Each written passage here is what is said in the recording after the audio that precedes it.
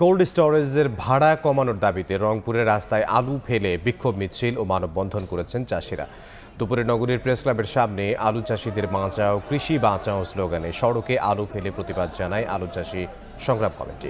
এ সময় প্রতি কেজি আলুর ভাড়া ৮ টাকা বাতিল করে ১.৫ টাকা নির্ধারণ এবং সব হিমাগারে প্রকৃত চাষিদের জন্য ৬০ ভাগ জায়গা বরাদ্দ রাখার দাবি জানান তারা। পরে ডিসি বরাবর স্মারকলিপি দেওয়া হয়।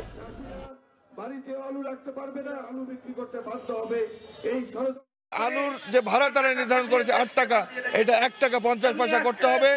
সরকারি উদ্যোগে প্রতিটি উপজেলায় সরকারি উদ্যোগে একটি করে কোল্ড স্টোরেজ নির্মাণ করতে হবে। স্টোর ভাড়াটা যদি কমানো হয় দামটা কিছুটা বাড়বে, আমাদের ক্ষতিটা কম হবে। মুষ্টিমেয় কিছু সংখ্যক কোল্ড স্টোরেজের মালিক আজকে সরকারের দুর্বলতার সুযোগে তারা ঘোলা জলে মাছ শিকার করার চেষ্টা করছে।